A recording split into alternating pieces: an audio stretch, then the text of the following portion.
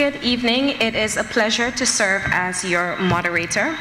The panel discussion for this evening will take the form of short presentations of no more than 15 minutes. I will be timing you, panelists.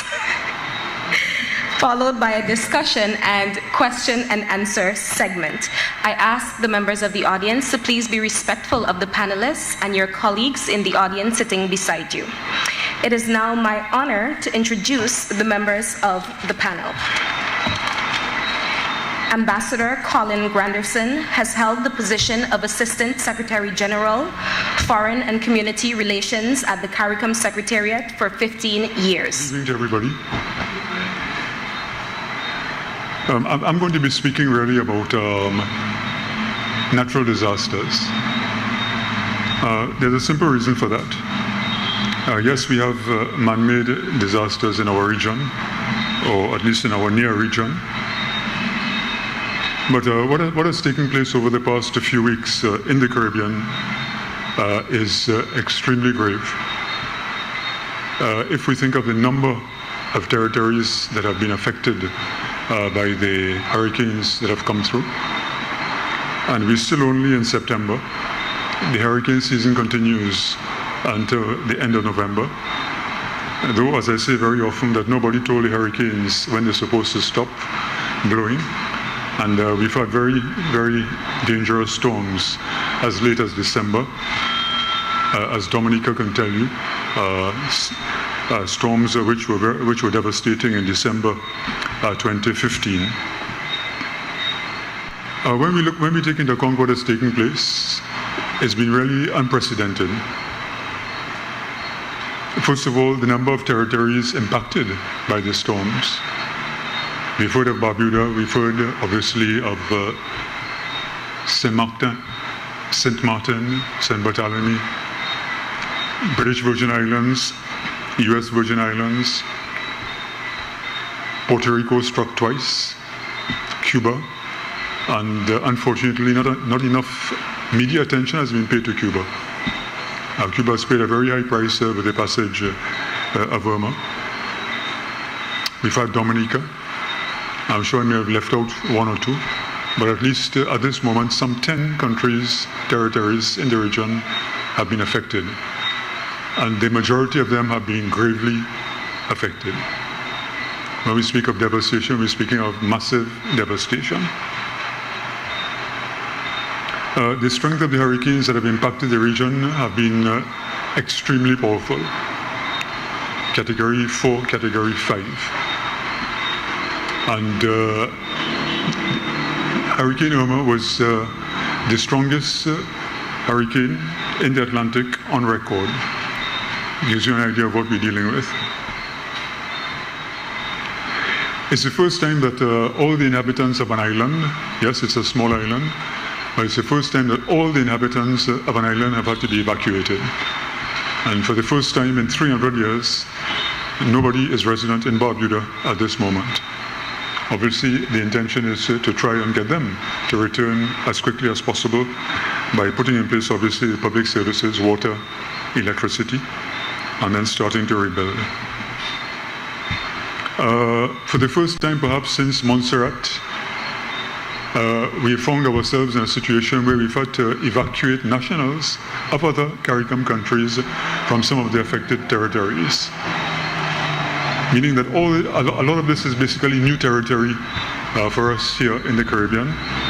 And basically, I think we have to accept that this is going to become the new normal. And the point was made that we're going to have to look at what we did this time around and to draw lessons. I'll say a bit more about that at the end.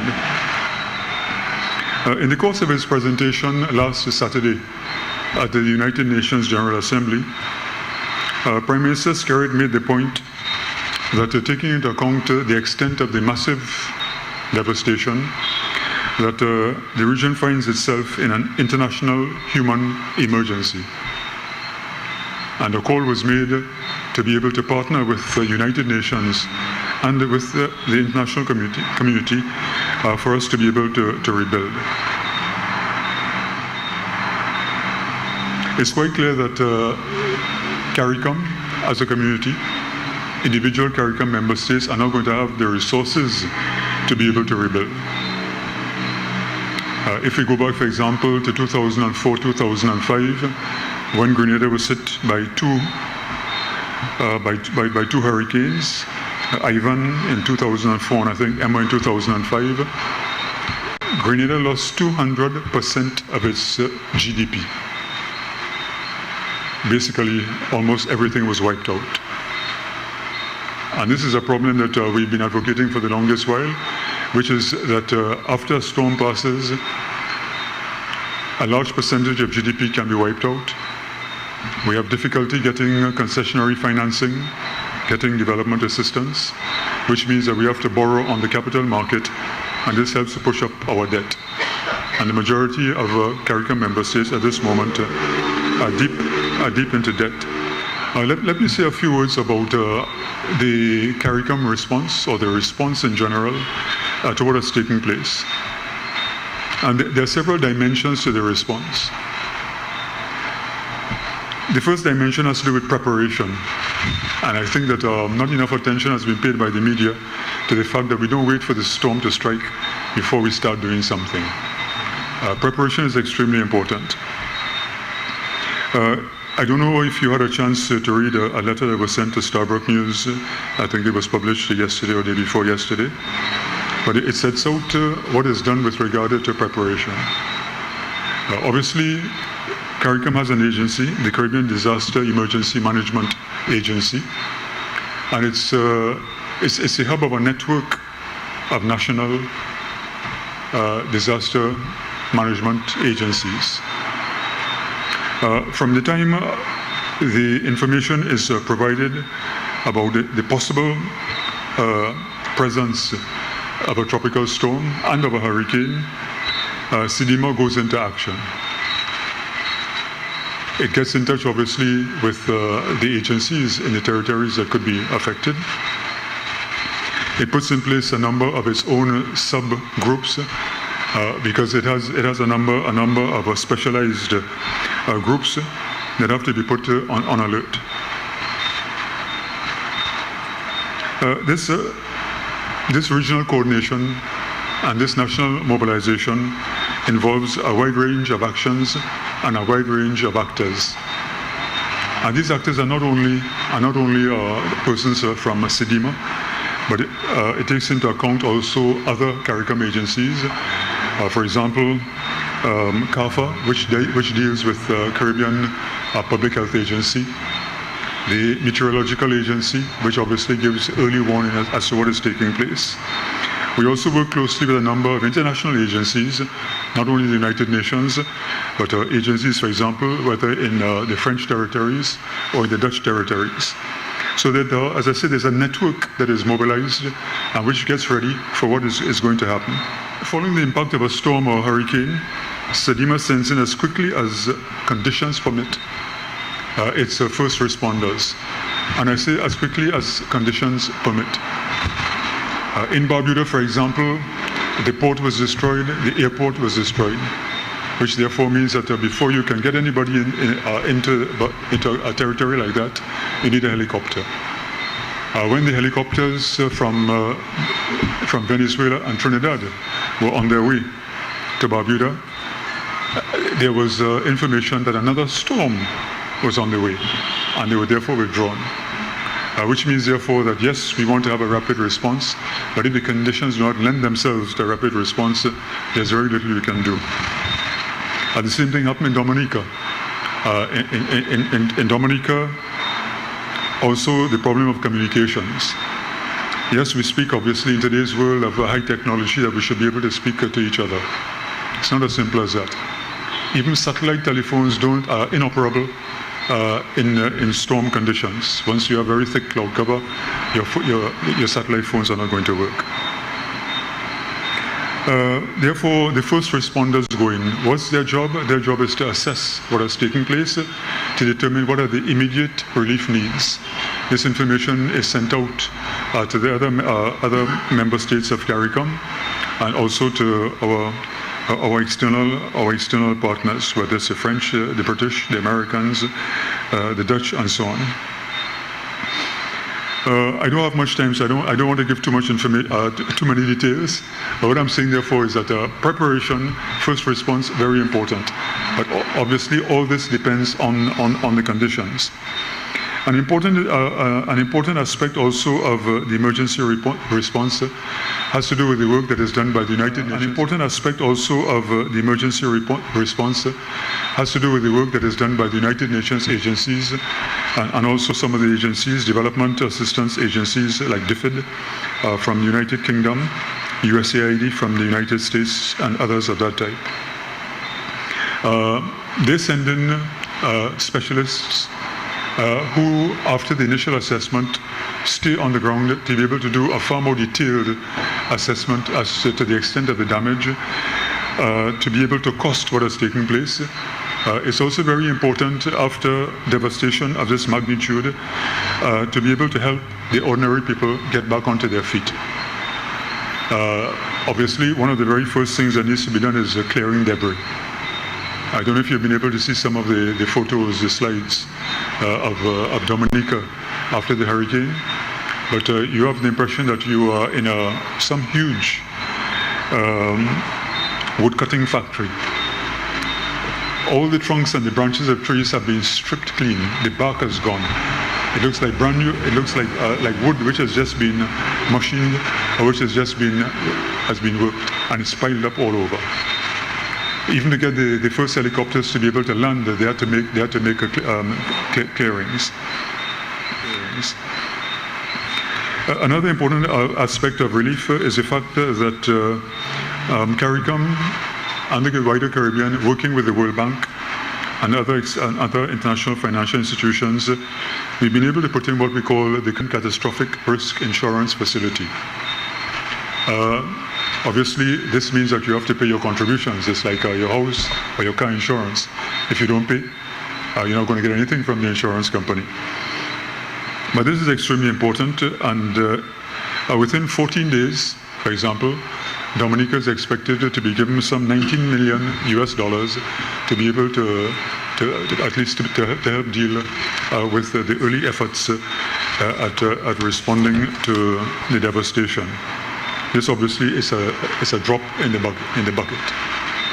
95% of the houses in Dominica have been, if not destroyed, have been weakened, destabilized structurally, and basically 100% of the persons in the island have been affected. Give that as an example. As I said, therefore, following the initial damage assessment, a more in-depth assessment is required. And this is extremely important. They estimate the damage, they estimate the loss, they look at the loss of physical infrastructure, the impact on the economy, on livelihoods, on jobs. All this is costed. And this is extremely important because the intention of Caricom heads is to be able to organize a donor conference as quickly as possible. And if you're going to be stretching out to your external partners, you need to have very good data. And this data, therefore, comes with the assistance of the United Nations Development Program. They also work, obviously, with other experts from the EU, from the World Bank, from the Caribbean Development Bank, and other financial institutions. Very important for us is advocacy. If you wanted to get the support of external partners, it means that they're not just going to come up just like that, but you have to be able to tell them what you want, why you want what you want, cost, give them a sense as to what is necessary. And for example, last week, because of the fact that a number of Caricom heads, there were some 5 Caricom heads of government who were in New York, at the United Nations General Assembly, the high-level segment. The majority of foreign ministers were on the ground. The CARICOM foreign ministers and ambassadors came together and had basically to strategize and to come up with a number of strategies to be able, therefore, in the interaction with third states, also in the presentations being made at the General Assembly, that we would all speak with one voice, underlining a number of themes. One of the major themes, obviously, is a link between climate change and the severity of climate and of weather. The link between climate change and these storms. Secondly, the need for the developed countries and their overseas assistance agencies to rethink assistance to small island developing states. On paper, we are seen as doing very well. We have high levels of gross domestic product. On the Human Development Index, we do very well compared to other third world states. And we have been categorized as middle income, and some of us as high middle income countries. And we have been so-called graduated, which means therefore that we no longer have access to overseas development assistance. We no longer have assistance to concessionary financing. And that obviously puts a strain when it comes to having to replace infrastructure. And this is something which happens repeatedly. As I said, Dominica 2 years ago, bridges, roads were washed away. They have been rebuilt. They've been washed away once again. So you're basically doing the same thing over and over. Very, very, very difficult, therefore, to have economic progress in such conditions. And it's true of the majority of Caricom states. Very important, obviously, will be lessons learned. We've already started drawing lessons from what has taken place. CIDIMA has already indicated that it's going to do its own internal work, reviewing its disaster response. It's already clear that we need to have more resilient communication systems. Even though what is striking is that it was old technology that worked best. The people with the ham radios were the ones who got through. Those with the smartphones and the satellite phones, they couldn't get through. Because of the difficulty of getting first responders in very early, thought is being given to pre-deployment of the first responders. You know, a particular territory is going to be struck, get the first responders in before, so that they're in a position to give you information as quickly as possible. These are just some of the ideas that have come out.